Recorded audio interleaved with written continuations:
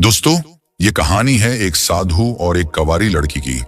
ये एक खौफनाक जंगल की दास्तान है जहां एक बूढ़ा साधु अपनी झोंपड़ी में रहता था।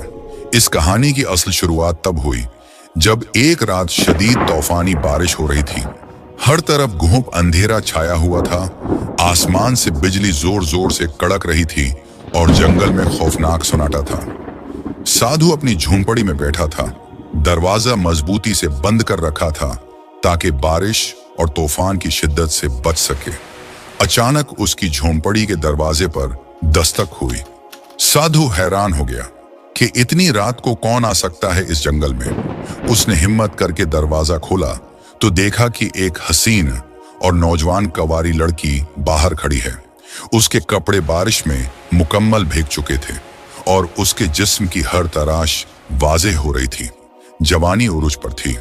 साधु ने हैरानी से पूछा, आए लड़की, तुम कौन हो और इस खौफनाक जंगल में इतनी रात गए और ऐसी शदीद बारिश में यहाँ क्या कर रही हो?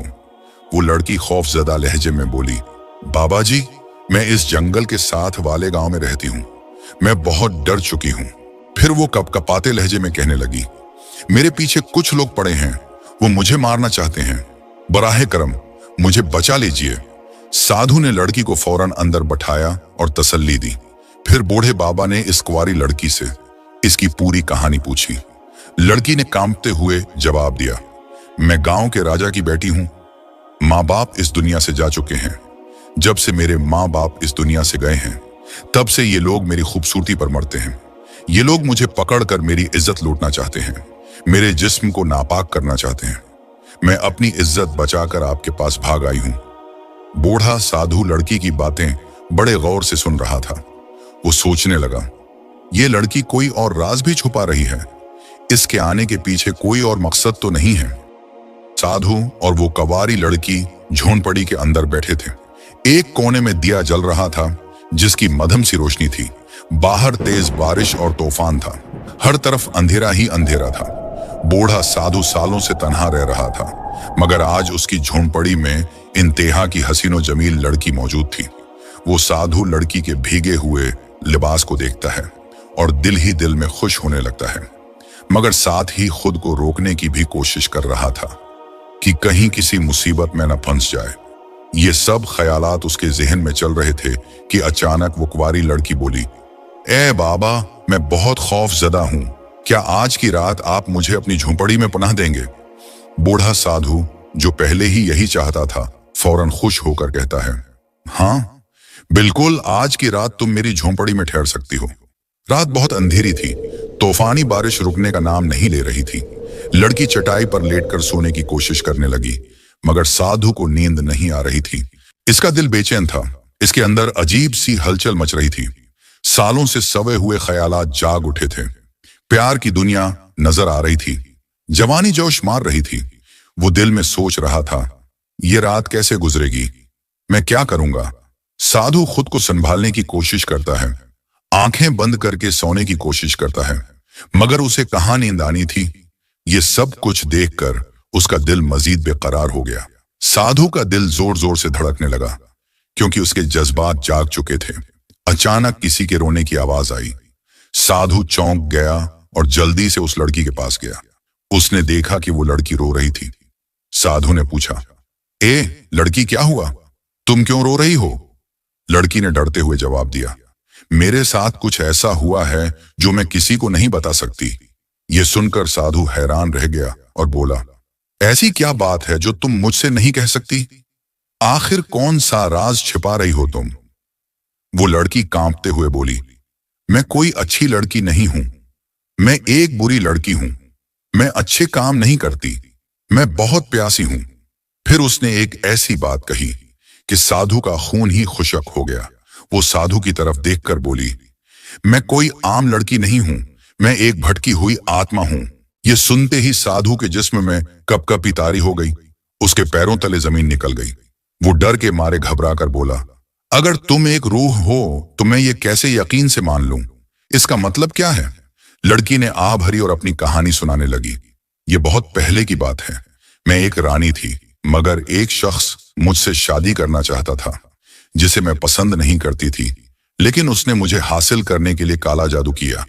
मैं उसके जाल में फंस गई और उसने जबरदस्ती मुझसे शादी कर ली, मगर मैंने उसे अपनी इज्जत पामाल नहीं करने दी। मैंने उसे शादी की पहली रात अपने करीब नहीं आने दिया। इस पर वो गुस्से में आ गया और मुझे मारने लगा। जब वो मुझे कत्ल कर रहा था तो उसने कहा था कि मेरी रूह तब तक आजाद नहीं होगी जब तक मैं किसी नेक और अच्छे इंसान या साधु के साथ हम बिस्तर ना हो जाऊं। ये सुनते ही साधु कांपने लगा। वो लड़की उसका हाथ थाम कर बोली, मैं झूठ नहीं बोल रही। अगर तुम आज रात मेरे साथ ना सोए तो मैं हमेशा के लिए इस जंगल में भटकती रहूंगी और मेरी आत्मा कभी सुकून नहीं आएगा। साधु का दिल जोर जोर से धड़कने लगा। लड़की अपने नर्म हाथों से उसके जिस्म को छू रही थी, मगर वो परेशानी में था। इतने में बाहर से किसी की भयानक आवाज आई। साधु फौरन उठा और झोंपड़ी के बाहर आया। उसने दरख्त पर एक साये को बैठे देखा। साधु उसे देखकर हैरान रह गया। साधु ने पूछा, कौन हो तुम?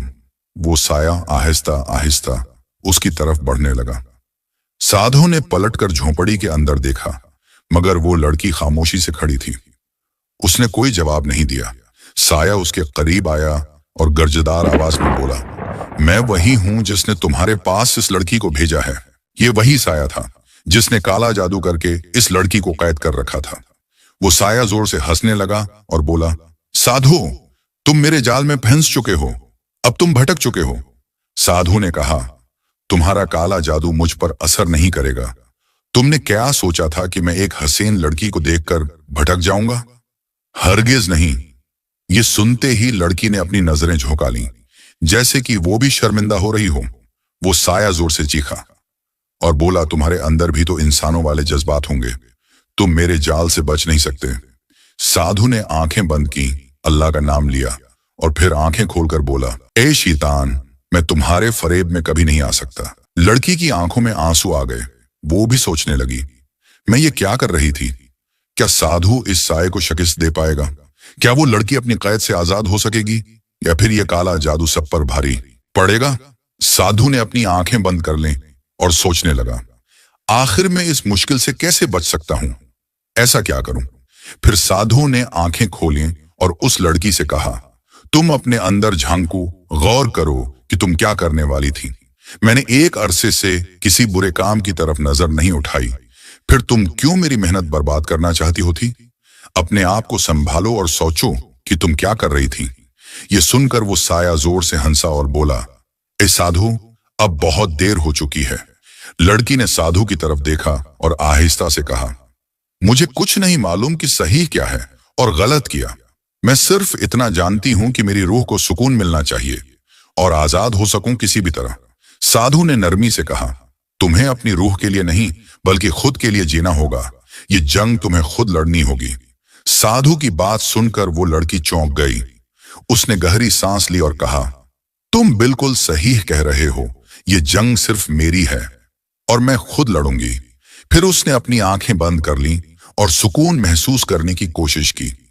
उसी लम्हे साया धाड़ते हुए बोला, क्या तुम मुझे शिकस्त देने के लिए तैयार हो? लड़की ने मजबूत लहजे में कहा, हां, मैं तुमसे लड़ने के लिए तैयार हूं। तुम भी तैयार हो जाओ।